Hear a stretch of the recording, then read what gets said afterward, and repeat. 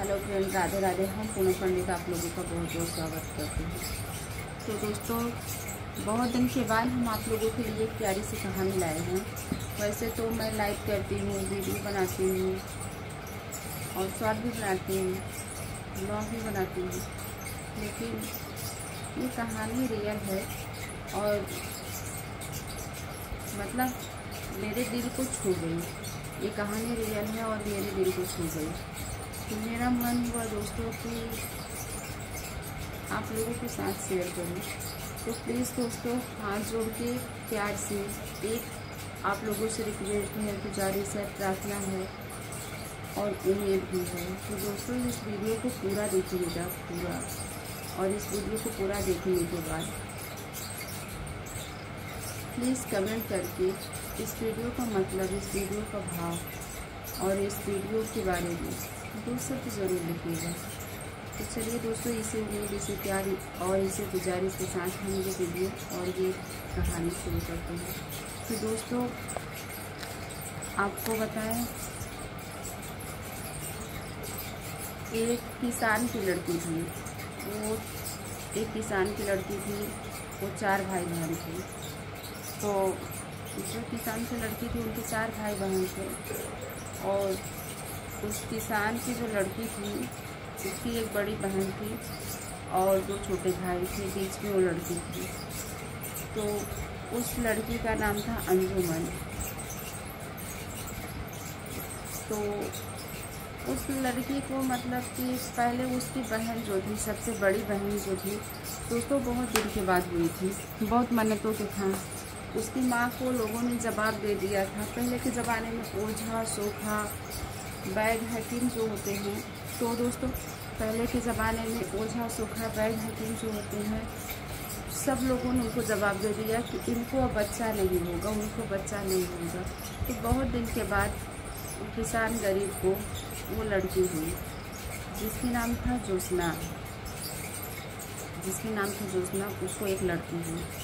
वो लड़की हुई तो जैसे कि अभी उसको, तो उसके पहले उसके गांव परिवार सारे लोग उसको ताना मारते थे, उस किसान की औरत को, कि तेरे तो कोई लड़का नहीं है, तेरे तो कोई औलाद नहीं है, तू तो बाझिन है। तेरे कोई लड़का नहीं है, तेरे तो कोई औलाद नहीं है, तू तो बाझिन है। और तू तो अगर सामने अगर पड़ जाए तो बना हुआ काम बिगड़ जाएगा। तू अगर किसी के सामने भी अगर पड़ जाए तो बना हुआ काम बिगड़ जाएगा। और तेरा तो शकल भी देखने से शुभ नहीं होता है। वो दोनों पति पत्नी बहुत दुखी रहते थे कि काश मेरे भी पास कोई औलाद हो जाए, काश कोई लड़की हो जाए या लड़का हो जाए, कुछ भी हो जाए। तो जब वो ज्योत्सना नाम की लड़की जब पैदा हुई किसान को, तो किसान के घर में बाहर सी आ गई, खुशी आ गई। लेकिन पता है दोस्तों क्या था कि उस समय किसान को, जब वो ज्योत्सना नाम की लड़की हुई, तो किसान जो था खुश तो बहुत था। उसके घर में एक संतान की प्राप्ति हुई थी, भले ही लड़की थी लेकिन थी संतान। तो लेकिन सोचता था कि भगवान ने मेरी तो सुन ली, मेरी प्रार्थना भगवान ने सुन लिया, मुझे एक औलाद दिया। लेकिन मन ही मन सोचता था, मतलब औरत किसान की नहीं सोचती थी, किसान सोचता था कि हे भगवान, आपने जो किया अच्छा किया, मुझे संतान दे दिया, लेकिन भगवान हम तो बूढ़े हो चुके हैं। जब ये बच्ची बड़ी होगी तो पता नहीं हम इस दुनिया में रहेंगे कि नहीं रहेंगे, इस दुनिया वाले इस बच्ची के साथ कैसा व्यवहार करेंगे, मैं इस बच्ची का परवरिश भी ठीक से कर पाऊँगा कि नहीं कर पाऊँगी, इसकी शादी ब्याह भी हो पाएगी कि नहीं हो पाएगी। तो भगवान जो किया आपने ठीक ही किया होगा, मेरी इतना दिन से प्रार्थना आपने स्वीकार कर ली। लेकिन भगवान, अब हम प्रार्थना करते हैं कि आप मुझे कोई दूसरा संतान मत दीजिएगा, अब मुझे दूसरा संतान नहीं चाहिए। वह दूसरी तरफ किसान की बीवी हर रोज़ भगवान से कहती थी कि भगवान, जैसे मुझे आपने एक औलाद दिया, एक कन्या दिया, मुझे एक लड़का भी दे दीजिए। और गांव वाले, पास पड़ोस वाले उसको कहते थे कि चलो बुढ़ाई दैया, गाँव वाले कहते थे ना, गाँव वाले ठेठ भाषा में, बुढ़ाई दैया थोड़ो लड़किया लड़की होते है, अरे बुढ़ाई दैया थोड़ो लड़किया लड़की होते है, अरे इनके पूजा पाठ से भगवान खुश हो के एक लड़की दे देवे। बाज नाम का नाम हट गया, मतलब बाज नाम का नाम हट गया, कलंक हट गया कि ये लोग बाज हैं। लेकिन अब इनको थोड़ी बच्चा होगा, बाज का नाम हट गया। और उसी जगह औरत कहती थी हे भगवान, जैसे आपने मुझे एक लड़की दिया है, प्लीज़ एक लड़का भी दे दो। और उसी तरफ किसान सोचता था कि भगवान आपने जो दिया वो आपने टाइम से नहीं दिया, बहुत लेट दे दिया। अब हमारी उम्र हो चुकी है, पता नहीं क्या होगा, पता नहीं क्या होगा, पता नहीं कैसे होगा, और मैं इस बच्ची का परवरिश भी ठीक से कर पाऊँगा कि नहीं, इसकी शादी भी ठीक से कर पाऊँगा कि नहीं। और फिर क्या था कि ज्योत्सना धीरे धीरे 5 साल की हो गई, धीरे धीरे 5 साल की हो गई। फिर उसके बाद उसकी दूसरी बहन हुई, फिर उसके बाद उसकी दूसरी बहन हुई, उसका नाम अंकिता था, अवंतिका या अंतिका कुछ ऐसे करके था। फिर उसके 2 भाई भी हुए। फिर अवंतिका जो है 2 साल की भी नहीं हुई, उसका बड़ा भाई हुआ, फिर उसका जो है दूसरा भाई भी हुआ। तो मतलब 2 भाई 2 बहन, मतलब 2 लड़का 2 लड़की किसान को हो गई।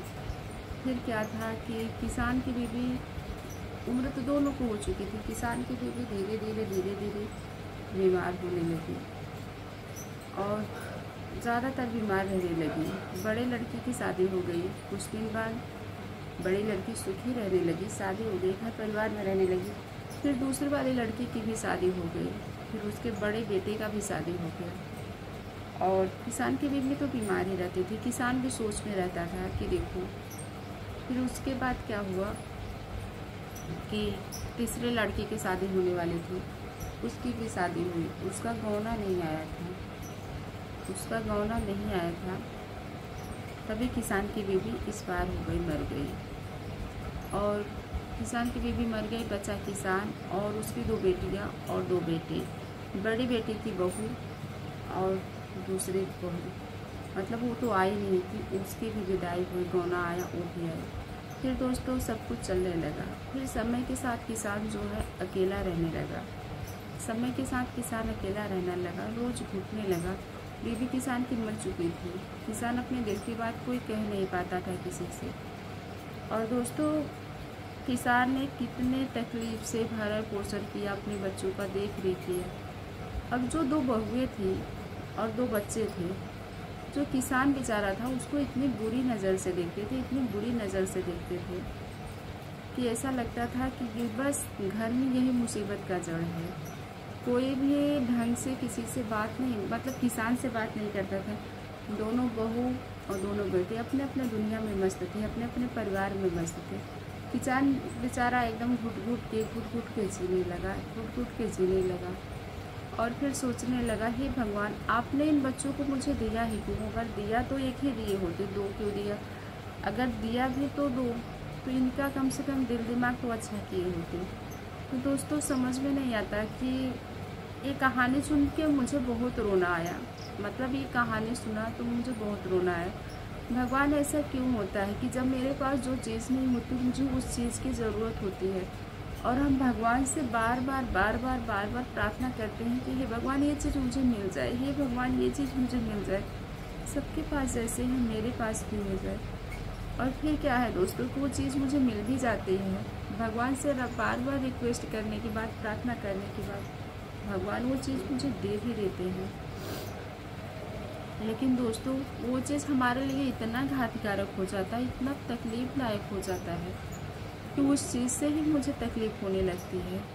जैसे कहावत है दोस्तों ना कि पूरी ज़िंदगी अपने मुंह का जो दांत है, अपने मुंह का जो दांत है, पूरी ज़िंदगी जीभ का रक्षा करता है, पूरी ज़िंदगी जीभ का रक्षा करता है जो अपने मुंह में दांत है।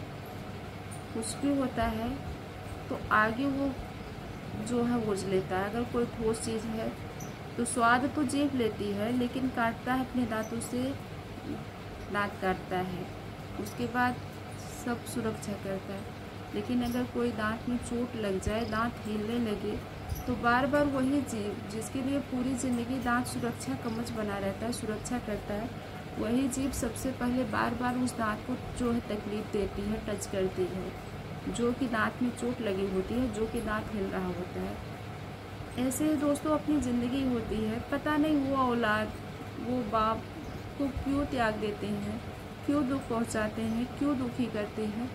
जिनके लिए बाप खुद नहीं खाता, अपना पेट नहीं भरता, अपने बच्चों के लिए रख देता है।